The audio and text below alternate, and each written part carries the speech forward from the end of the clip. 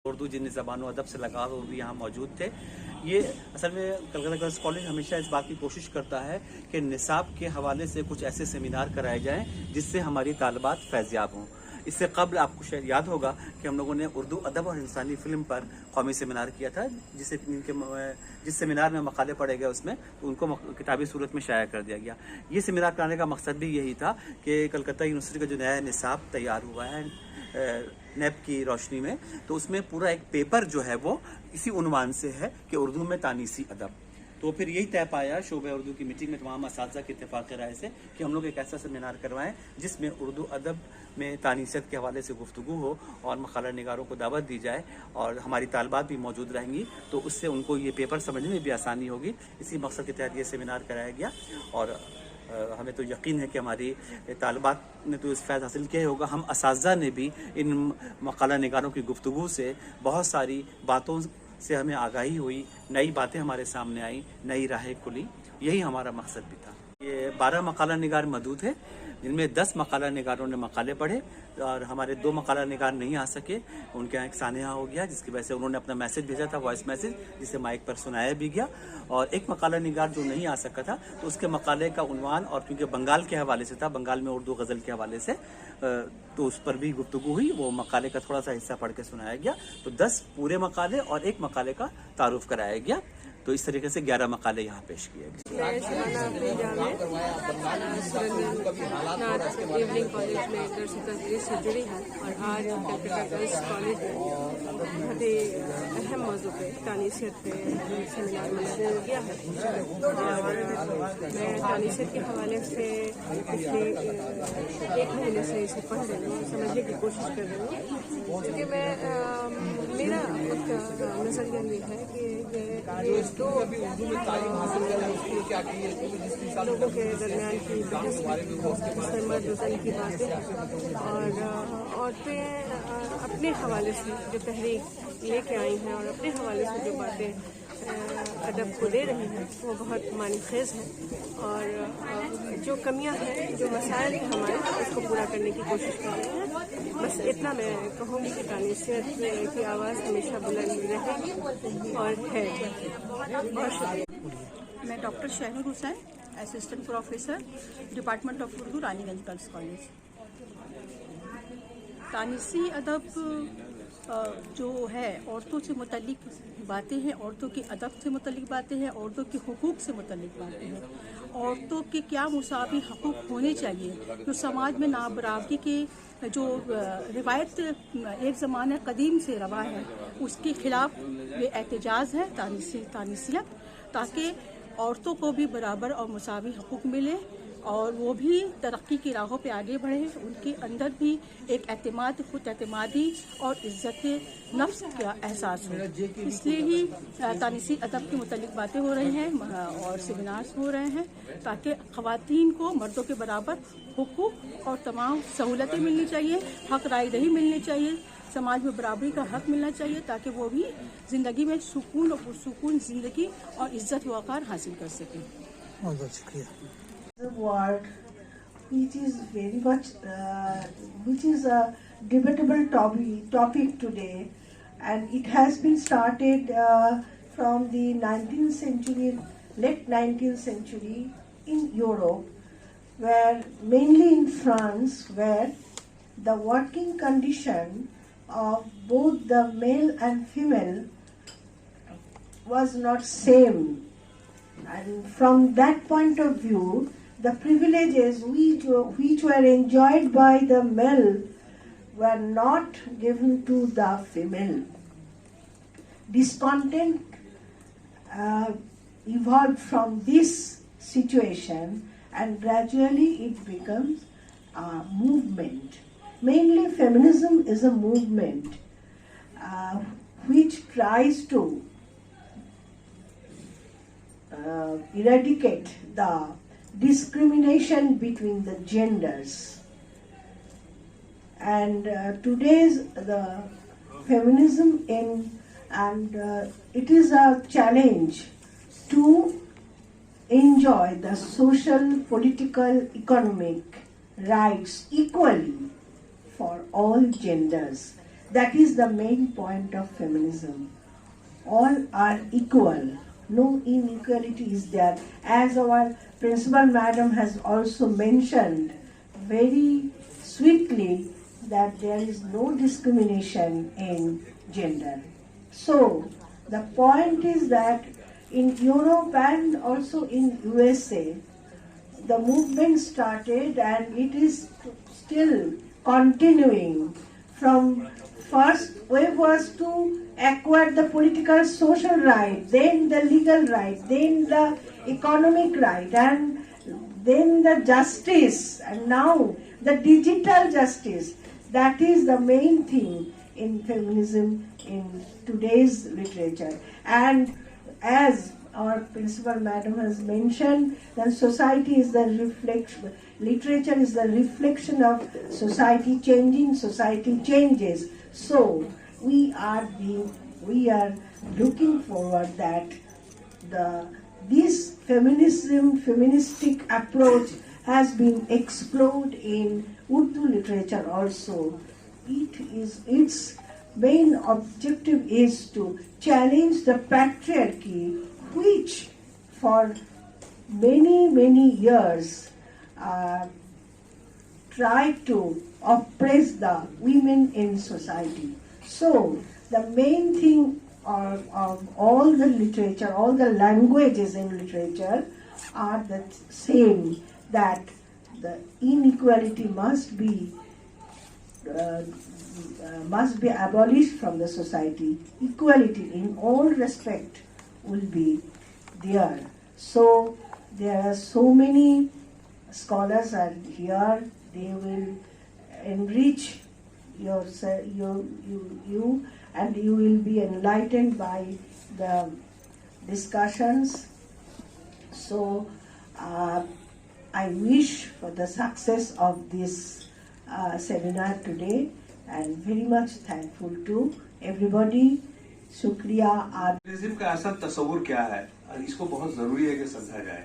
Feminism का तस्वुर अदब में फहाशी और बीमार हुस्न ज़िंदगी का इजहार नहीं है, बल्कि ये औरत की वो सच पहचान है और उसकी शनाख्त का वो हथियार है जिसके जरिया वो मर्द माशरे की बेहिसी, आमरियत, यकतरफा हुकूमत, जबरियत, अनानियत, बेजबान औरतों पर मर्द की बालादस्ती, औरत की हंसी और मुस्कान पर मर्द की तकियानूसी सोच के ताले, औरत की असमत पर मर्द की जिस्मानी अय्याशी के खिलाफ खुल्लम खुल्ला इजहार है। This is the real definition of feminism.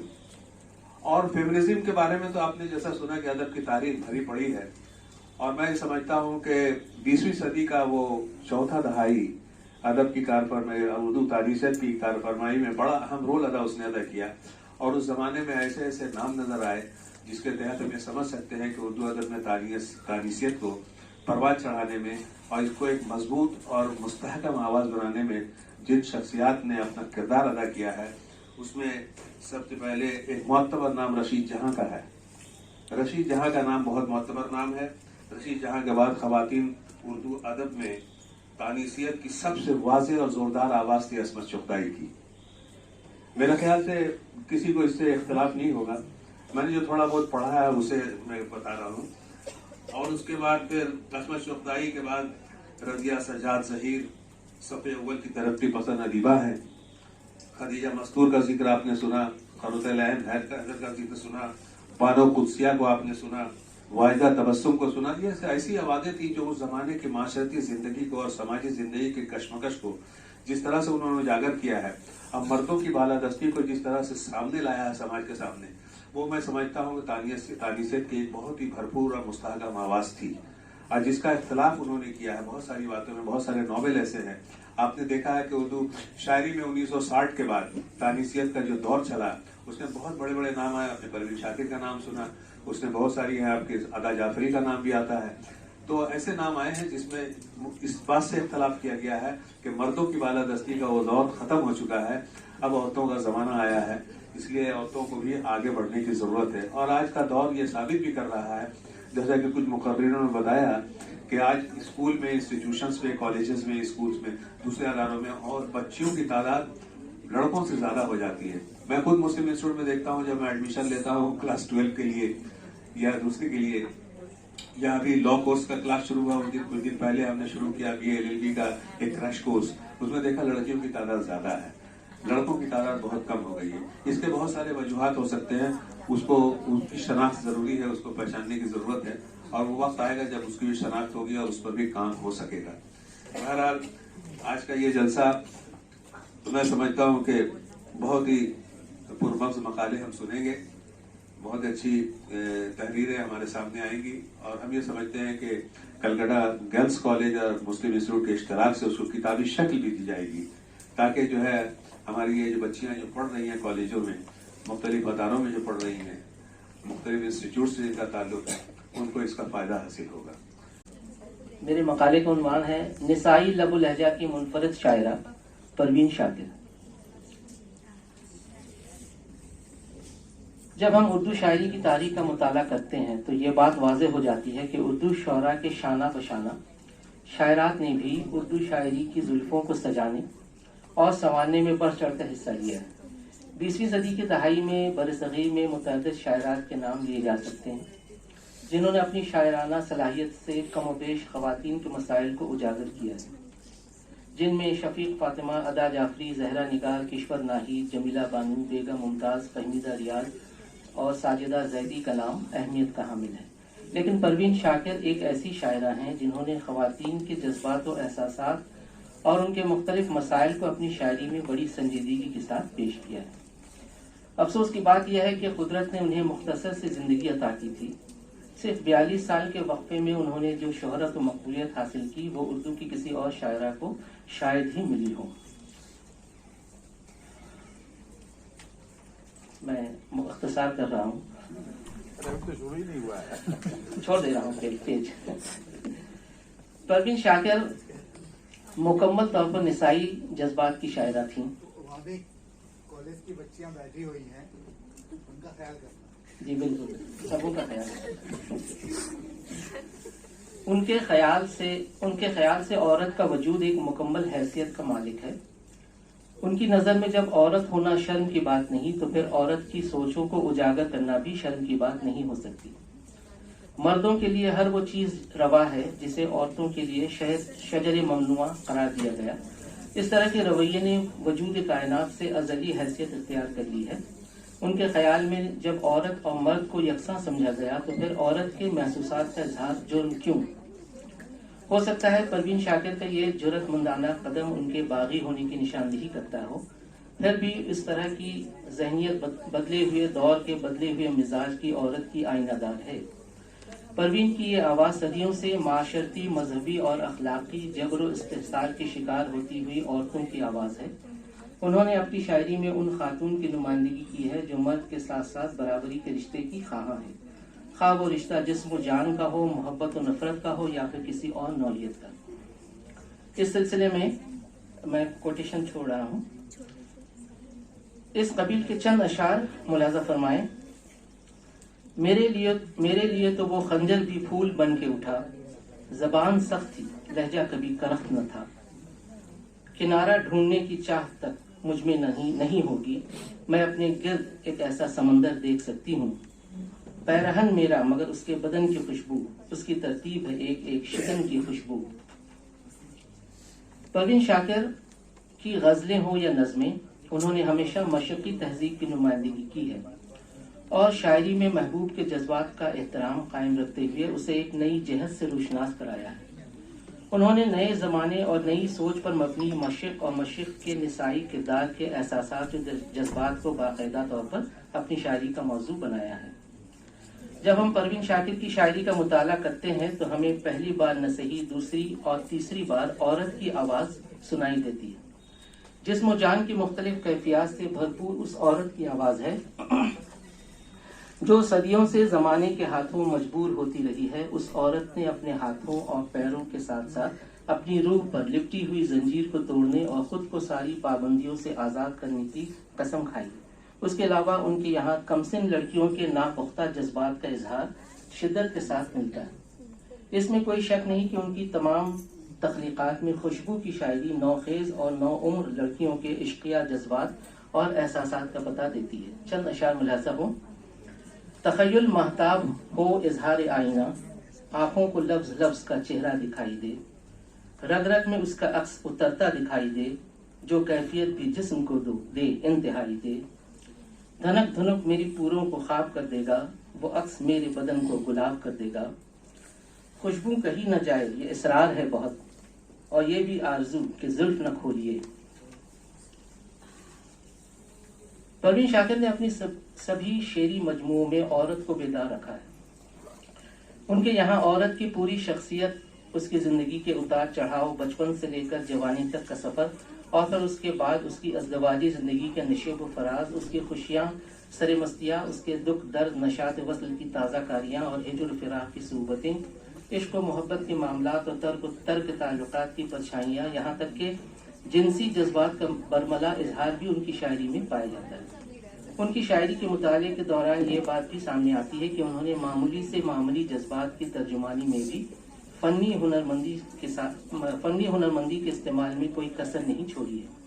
ज़बान और बयान की पुख्तगी का अंदाज़ा हर जगह नुमाया नजर आता है। चंद इशार मुलाज़ा हों। जुस्तजू खोए हुओं की उम्र भर करते रहे, चांद के हमरा हम हर शब सफर करते रहे। हवा चली तो नई बारिशें भी साथ आईं, जमीन के चेहरे पे आया निखार का मौसम। उतर रही है अजब खुशबुएं रगो पै में, ये किसको छू के मेरे शहर में सबा आई। कभी कभी तेरे लहजे की शबनमी ठंडक, समातों के दरीचों पे ख्वाब ख्वाब उतरे। परवीन शाकिर ने अपनी शायरी के जरिए ख्वातीन के मसाइल को बखूबी पेश किया है। उनके शेरी मजमूए खुशबू में भी हम इस बात को महसूस कर चुके हैं कि मर्द समाज में अपनी बालादस्ती के बायस औरतों को जेर दस्त रखता आया है। उसके एहसास बरतरी ने हमेशा औरत को एहसास कमतरी में मुब्तला रखा।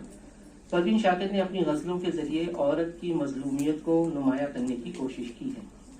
खुशबू में जहाँ ऐसे अशार हमारे मुताले में आते हैं जो सवानिही यानी परवीन की जिंदगी के वाक़यात से मरबूत हैं और जो मशाहिरी अदब को अपनी तरफ मुतवज्जह करते हैं, जिनका ताल्लुक सिन्फ नाजुक के समाजी मसाइल से है। समाज में उनका क्या मकाम है, फितरी तौर पर उनकी नफ्सियात क्या हैं, जिंदगी के बनते टूटते दायरों में उनके रिश्तों की क्या अहमियत है, उसकी जिंदगी के रोज़ शब किस नौइयत की इल्मी, तहजीबी, मजहबी, समाजी जज्बों की अक्कासी करते हैं। चूँकि परवीन शाकिर खुद औरत हैं, इसलिए औरत के जज्बात को, उसके एहसासात को, उसके दिल की धड़कनों को और उसकी नफ्सियात को बखूबी समझती हैं। इस सिलसिले में डॉक्टर मोहम्मद तनवीर रकम तराज है। कोट, रिवायत से बगावत करना आसान काम नहीं, फिर भी चंद खवातीन जिन्होंने जुर्रतमंदाना कदम उठाया, उन खवातीन में एक नाम परवीन शाकिर का भी लिया जा सकता है, जिन्होंने कदीम ज़माने से चली आ रही उन रिवायात से बगावत की जिसमें औरतों को कमज़ोर और घर की चार दीवारी के अंदर महदूद रहने वाली शय समझकर उसका इस्तेहसाल किया गया और उन्हें माशरती निज़ाम की ज़िंदगी में कैदबंद रखा गया, जिनके दिलो दिमाग पर एक मर्द की हुकूमत का ताज रख दिया गया। अनकोट। बहवाला परवीन शाकिर की शायरी एक तनकीदी जायजा, डॉक्टर मोहम्मद तनवीर, सफ़ा 95। परवीन ने इन्हीं ख्यालात का इजहार किस खूबसूरती से किया है, मुलाजा हो। मलाल है मगर इतना मलाल थोड़ी है, ये आंख रोने की शिद्दत से लाल थोड़ी है।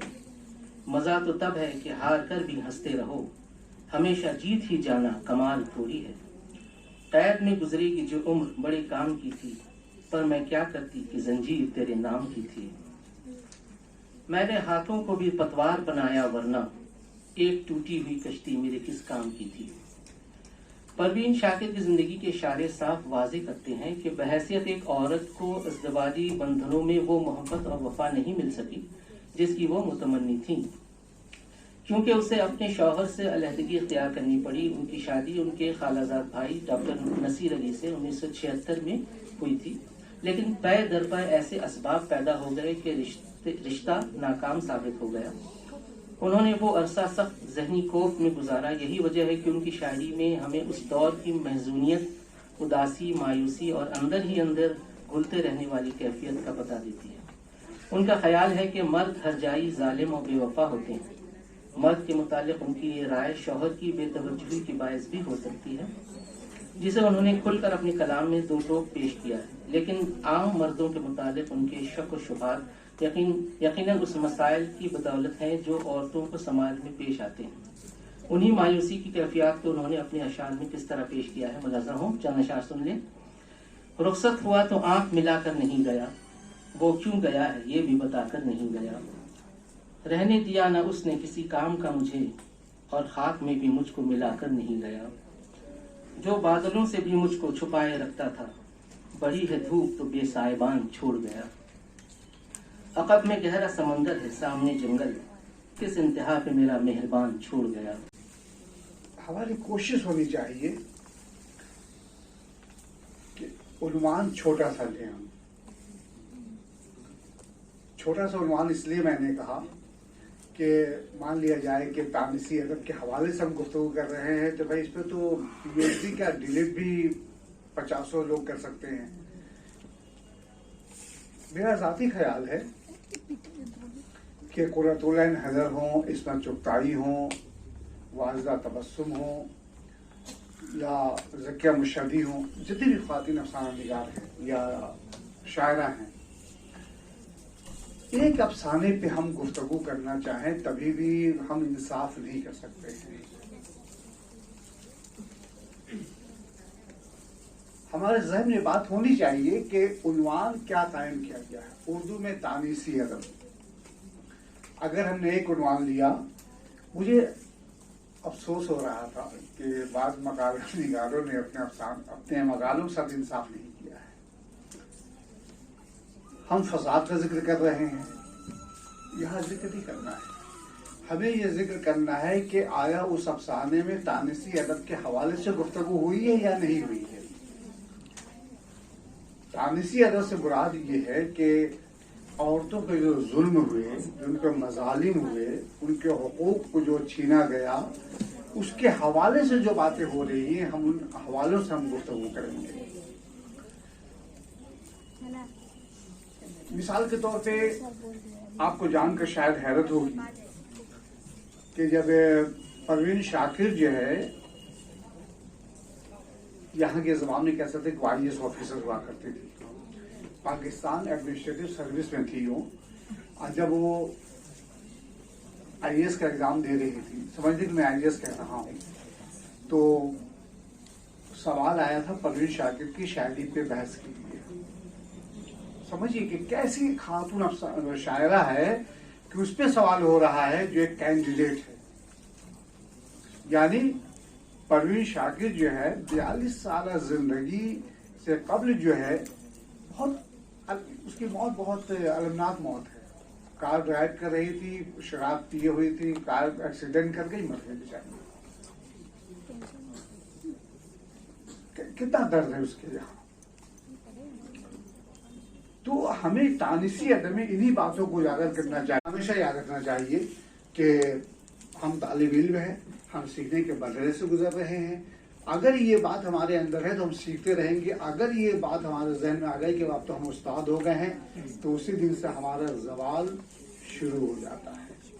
बहरहाल तमाम मकाला निगारों को अच्छे मकाले पेश करने के लिए मुबारकबाद। भवन्तु सुखिनः सर्वे सन्तु निरामया सर्वे भद्राणि पश्यन्तु मा कश्चित् दुःख भाग् भवेत्। आप सभी को मेरा सादर अभिवादन, नमस्ते। मंच पर उपस्थित आज के इस कार्यक्रम उर्दू में तानीसी अदब के अध्यक्ष और मुस्लिम इंस्टीट्यूट के honorary general secretary mister Nisar Ahmad ji, हमारे कॉलेज कलकत्ता गर्ल्स कॉलेज की गवर्निंग बॉडी की सदस्य प्रोफेसर मैत्रेयी भट्टाचार्य जी और डॉक्टर दाबिर अहमद जी, मंच पर उपस्थित हमारे और एक मेहमान खसूसी, आई थिंक सही बोला, बहुत करीब पहुंच गया, मेहमान खसूसी कमरुद्दीन मलिक साहब, अख्तर हुसैन साहब, सामने हमारे सभा कक्ष में विराजमान उर्दू विभाग के शिक्षक, शिक्षिकाएं और मंच पर उपस्थित हमारे उर्दू विभाग के अध्यक्ष डॉक्टर नईम अहमद जी,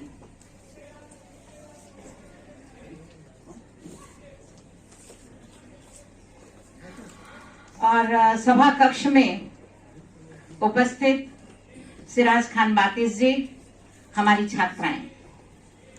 सबसे पहले मैं मुस्लिम इंस्टीट्यूट का और कमरुद्दीन मलिक साहब का शुक्रिया अदा करना चाहती हूं, जिन्होंने अपने कोऑपरेशन, अपने सहयोग से इस राष्ट्रीय संगोष्ठी को सफल करने में हमारा योगदान दिया। और जैसा कि आप सबको पता है, हमारी बच्चियों को, हमारे शिक्षकों को पता है कि हम सब ने मुस्लिम इंस्टीट्यूट के साथ एक मऊ साइन किया है और उस रास्ते में, उस पथ पर हमारा ये दूसरा कार्यक्रम है। हम आशा करेंगे और ये अपेक्षा भी करते हैं कि हमारा सहयोग दोनों का ऐसे ही बना रहेगा और हम भविष्य में बहुत सारा कार्यक्रम करेंगे। जैसा कि अभी सबसे पहले रवायत के अनुसार मैं अपने सभी मेहमानों का, अपने शिक्षकों का, इस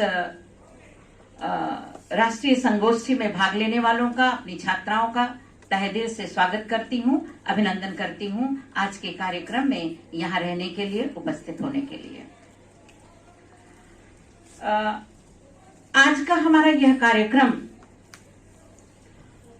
आपका यह कार्यक्रम है उर्दू में तानीसी अदब, मतलब उर्दू साहित्य में फेमिनिज्म की स्थिति, उसके शुरुआती दौर, उसकी समस्याएं और उसमें अभिव्यक्त विचार। मित्रों, मैं इस बात पर बहुत कुछ तो नहीं कहूंगी, लेकिन जब बात साहित्य की आती है तो बिना दो चार शब्द एकदम अपनी अवधि में मैं बोल रही हूं, टुपके मेरा काम नहीं होता। मतलब जैसे दिल में कुछ हलचल सी मची रहती है कि मैं भी कुछ बोल दूं। मैं अपनी बच्चियों से यह प्रश्न करती हूं कि यदि हम फेमिनिज्म की बात करते हैं तो सबसे पहले हमें जानना चाहिए कि ये फेमिनिज्म, ये नारीवाद, ये क्या है। जब हम किसी समस्या को, किसी स्थिति को किसी वाद के घेरे में रख देते हैं तो उसका अपना एक मैनिफेस्टो तैयार हो जाता है। फेमिनिज्म का एक मैनिफेस्टो तैयार हुआ, उसका एक लंबा इतिहास है। मैं वहां नहीं जाती हूं क्योंकि अभी हमारे वक्ता उस पर बात करेंगे, आप लोगों को पढ़ाया भी जाता है। मैं साधारण तौर पर बात करना चाहती हूं और मेरा मानना है कि सच्चा नारीवाद क्या है। मैं किसी पढ़े लिखे में नहीं जाती हूं, मैं जो सोचती हूं, मैं जो चाहती हूं, सोचती हूं और चाहती हूं।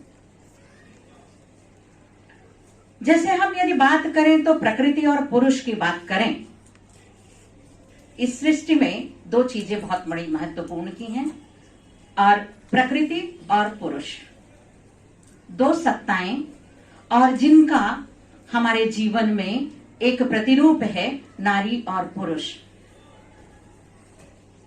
जैसे रात के बिना दिन अधूरा है, जैसे दिन के बिना रात अधूरी है, जैसे गर्मी के बिना सर्दी का महत्व नहीं है, जैसे धूप के बिना छाया का महत्व नहीं है, वैसे ही इस जीवन में, संसार में स्त्री के बिना पुरुष का, पुरुष के बिना स्त्री का कोई महत्व नहीं है, कोई स्थिति नहीं है। अब ये फेमिनिज्म का भूत कहां से चढ़ा? यानी जब एक पक्ष दूसरे पक्ष के अधिकारों को हस्तगत करने लगता है, उसको दबाने लगता है, उसको सांस लेने की मुश्किल जब हो जाती है, तब वो अपने अधिकारों के लिए उठ खड़ा होता है। और साहित्य में कब शुरू हुआ, कब शुरुआत हुई, ये आप पढ़िएगा, लिखिएगा, लिखने की बात है। लेकिन मैंने जितना पढ़ा, मैंने जितना जाना, साहित्य में, चाहे वो पाश्चात्य का साहित्य हो, हम सब सारी चीजों का, चाहे वो हिंदी साहित्य हो, चाहे वो अंग्रेजी साहित्य हो, चाहे वो संस्कृत, ये क्या कहते हैं, भारत की अनेक भाषाओं का साहित्य हो, हम किसी भी चीज की शुरुआत को खोजने के लिए पहले भाग जाते हैं पश्चिम में, अंग्रेजी में। ठीक है, हमें अपने समाज में अपने चारों तरफ चीजें दिखती नहीं है। मैंने लोक साहित्य पर काम किया है। किसी भी साहित्य में फेमिनिज्म के शुरुआत होने के पहले भारत के लोकमानस में फेमिनिज्म की शुरुआत हो गई थी। वैसे ही जब हम विदेशों के साहित्य को देखेंगे, उनके लोकमानस को देखेंगे, तो वहां भी साहित्य में आने से पहले चीजें लोकमानस में उठती हैं।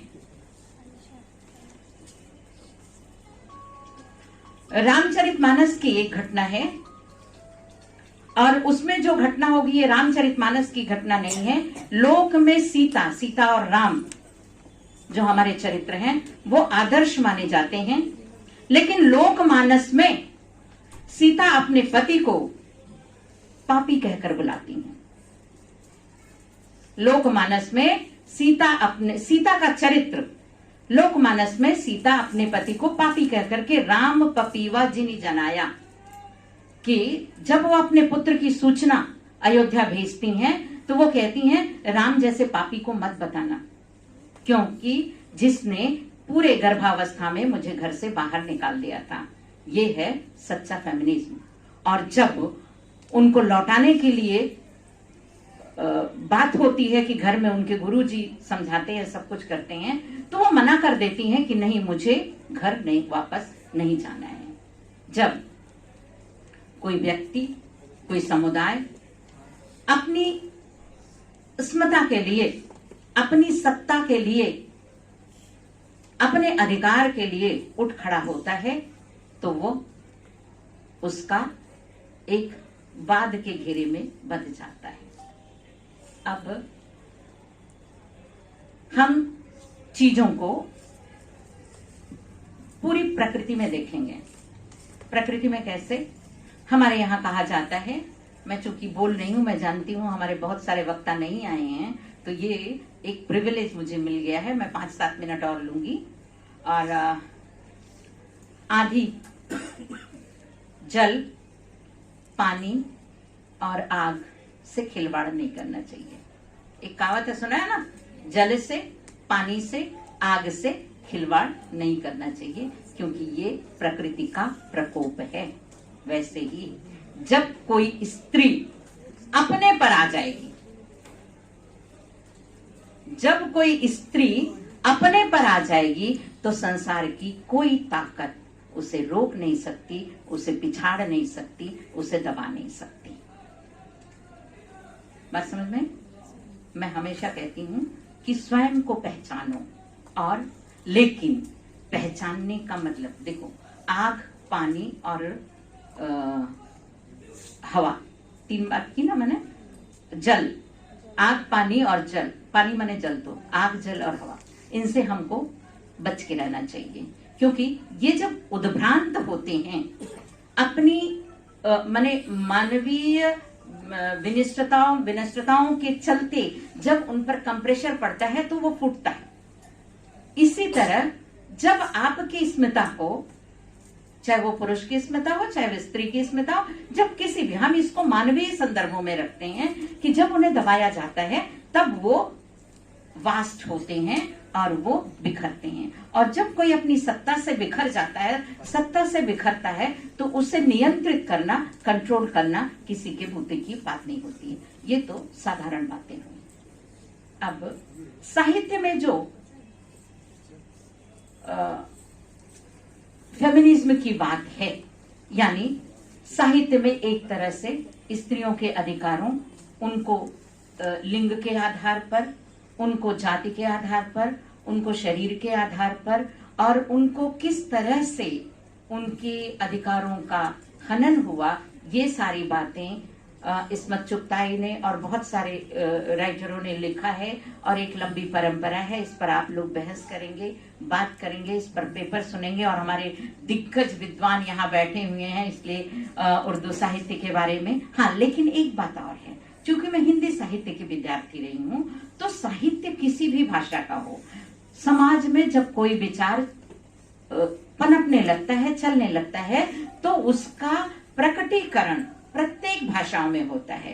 तो जैसे हिंदी में हुआ है, वैसे उर्दू में हुआ है, वैसे पंजाबी में हुआ है, बंगला में हुआ है, अन्य सभी भाषाओं में होता है। बस हमारी लिखने की लिपियां बदल जाती हैं, लेकिन मनुष्यता की समस्या तो वही रहती है। बस अभिव्यक्ति का तरीका बदल जाता है, अभिव्यक्ति की भाषा बदल जाती है। धन्यवाद। मनीष साहब की खिदमत में मोमेंटो फाइल और गुलदस्ता पेश करें।